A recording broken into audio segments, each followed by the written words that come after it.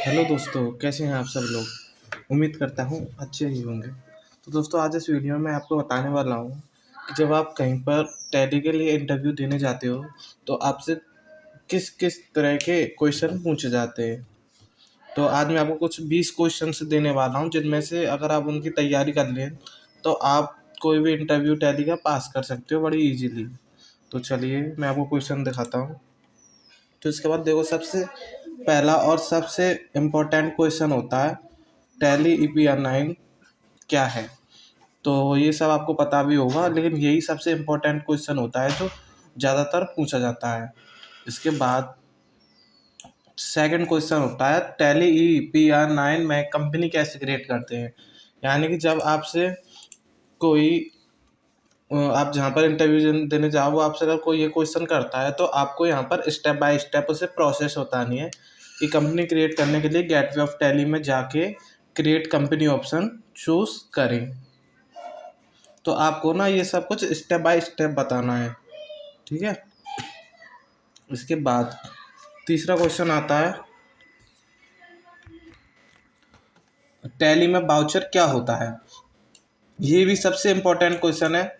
आप सब लोगों को हो सकता है पता भी हो टैली में वाउचर क्या होता है।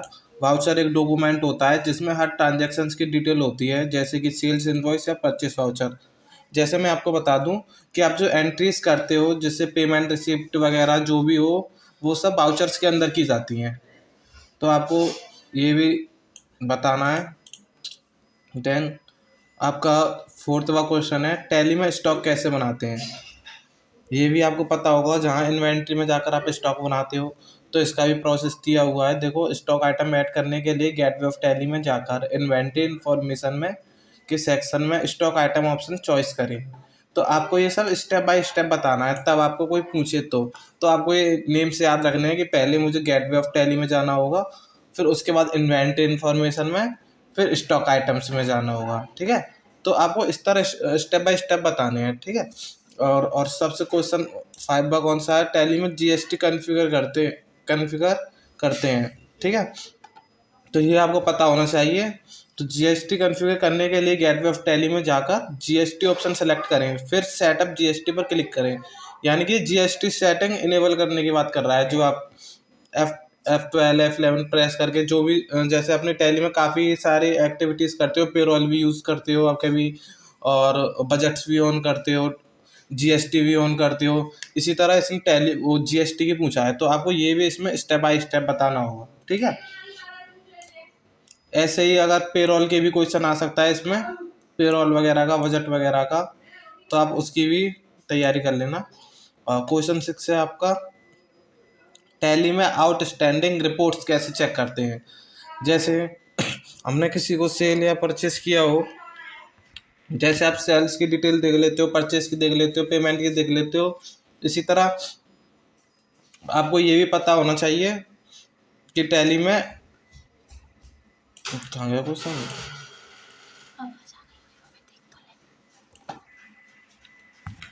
तो जैसे ये रहा 6 क्वेश्चन, टैली में आउटस्टैंडिंग रिपोर्ट कैसे चेक करते हैं।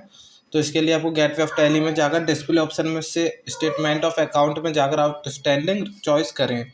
आप सब लोगों ने ये सब प्रैक्टिकल में किया है, लेकिन आपको अगर किसी को बताना होगा तो आप इस तरह स्टेप बाय स्टेप बताओगे कि गेटवे ऑफ टैली में जाएंगे, उसके बाद डिस्प्ले ऑप्शन पर क्लिक करेंगे एंड स्टेटमेंट ऑफ अकाउंट्स पर, देन आउटस्टैंडिंग पर। सो इस तरह आपको स्टेप बाय स्टेप बताना होगा जो आपका इंटरव्यूअर है उसको, ठीक है। तो इसी तरह एक 7th क्वेश्चन है, ये भी इम्पोर्टेंट है। देखो, टैली में बैकअप कैसे करते हैं, ये सब आपको पता होना चाहिए, क्योंकि कहीं पर भी अगर आप काम करोगे तो काफ़ी बार ज़रूरत पड़ती है बैकअप करने की, और हमेशा पड़ती है, इसीलिए ये क्वेश्चन सबसे इम्पोर्टेंट है और आपको आना भी चाहिए। तो बैकअप लेने के लिए गेटवे ऑफ टैली में जाकर डाटा कॉन्फ़िगर ऑप्शन से बैकअप पर क्लिक करें, या इसकी एक शॉर्टकट ट्रिक और होती है, यहाँ पर F12 प्रेस करोगे, वहाँ पर भी ऑप्शन मिल जाता है आपको। देन 8वां क्वेश्चन इसमें है, टैली में प्रॉफिट एंड लॉस स्टेटमेंट कैसे जनरेट करते हैं। तो ये सब तो आपको पता होगा, बहुत ही ईजीली है। इसमें एक लेजर भी बनी होती है, उससे भी आप चेक कर सकते हो। तो इसमें अभी देखो स्टेप बाय स्टेप बताया गया है। गेटवे ऑफ टैली में जाकर डिस्प्ले ऑप्शन पे डिस्प्ले ऑप्शन से profit and loss account select करें। देखो मैंने बोला था ना प्रॉफिट एंड लॉस की लेजर इसमें बनी हुई होती है पहले, उस पर आप क्लिक कर सकते हो। जैसे आप लेजर्स की डिटेल देखते हो परचेस वगैरह सेल्स की, इसी तरह आप प्रॉफिट एंड लॉस की भी देख सकते हो। देन क्वेश्चन 9, टैली में इंटरेस्ट कैलकुलेशन कैसे इनेबल करते हैं। ये भी बहुत इंपॉर्टेंट है, ये आपको पता होना चाहिए, हमेशा इंटरेस्ट पर काम होता है कंपनियों में। तो इसके लिए आपको गेटवे ऑफ टैली में जाकर अकाउंट्स इंफॉर्मेशन में सेक्शन में जाकर लेजर ऑप्शन से इंटरेस्ट कैलकुलेशन को इनेबल करना होता है। ठीक है, इसके बाद है आपका 10वां क्वेश्चन। तो आप चाहो तो इसे नोट कर सकते हो इनको, मैं इसीलिए स्लो स्लो आपको बता रहा हूँ। तो 10वां क्वेश्चन बोलता है टैली में ई वे बिल कैसे जनरेट करते हैं। तो इसके आंसर को भी आप याद कर लेना और आप प्रैक्टिकल भी कर लेना। अगर आपको किसी क्वेश्चन को समझ में नहीं आता है तो आप टैली में जाकर इसका प्रैक्टिकल कर सकते हो। ठीक है, ऐसे ही आपका 11वां क्वेश्चन है टैली में मल्टीपल करेंसीज कैसे मैनेज करते हैं। तो आंसर इसे भी आपको समझना होगा। गेटवे ऑफ टैली में जाकर अकाउंट्स इन्फॉर्मेशन सेक्शन में करेंसीज ऑप्शन से मल्टीपल करेंसीज को मैनेज कर सकते हैं। जैसे आपको पता है, आप जब कंपनी में होते हो शुरू में तो आप अपनी करेंसी सेट करते हो रुपीज़, तो वहाँ पर तो सिर्फ रुपीज़ की चलती है जो आप सेट कर सकते हो। यहाँ पर आप मल्टीपल करेंसी सेट कर सकते हो। जैसे आपका मान के चलो आपकी कंपनी ने एक देश से दूसरे देश में माल लिया है, तो आपको उसकी करेंसी में शो कराना हो तब आप इसका यूज कर सकते हो। अगर आपको ये नहीं आता हो तो आप प्रैक्टिकल कर सकते हो। ठीक है, अपने टैली पर ये जो स्टेप बता रखे हैं इस तरह। क्वेश्चन 10 है आपका टैली में पेरोल कैसे कन्फिगर करते हैं। देखो मैंने बताया था ना, जैसे जीएसटी कन्फिगर करने की बोल रहा था, ऐसे इसमें पेरोल की बोला था। तो इसीलिए आप ऐसे ही जैसे आपने जीएसटी को इनेबल करते हो ऐसे ही आपको पेरोल को भी इनेबल करना होता है। गेटवे ऑफ टैली में जाकर पेरोल इन्फॉर्मेशन पर जाकर पेरोल कॉन्फ़िगरेशन सेटअप कर सकते हैं। ठीक है, सेम कंडीशन है जैसे जीएसटी ऑन होता है इसी तरह। ठीक है, क्वेश्चन 13, टैली में बिल वाइज डिटेल्स क्या होता है। ये क्वेश्चन है, ये भी इम्पोर्टेंट है, ज़्यादातर पूछा जाता है, तो इसके लिए आपको ये भी तैयार करना होगा। Bill wise details outstanding amount के स्पेसिफिक बिल के बेसिस पर ट्रैक करने के फीचर हैं। ओके, देन क्वेश्चन 14, ये 14वां क्वेश्चन है आपका। ये क्या कहता है, टैली में डाटा इंपोर्ट कैसे करते हैं।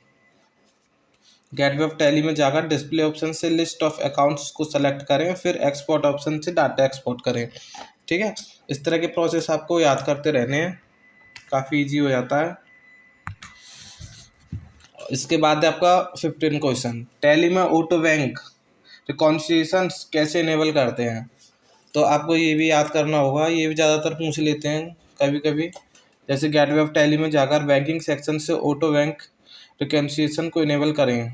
ठीक है, इसके बाद आता है आपका 16 क्वेश्चन, टैली में डेबिट नोट और क्रेडिट नोट कैसे क्रिएट करते हैं। ये सबसे मोस्ट इम्पॉर्टेंट क्वेश्चन है, इसको आप लिख लीजिएगा या और प्रैक्टिकल कर लीजिएगा अगर आपको नहीं आता है तो।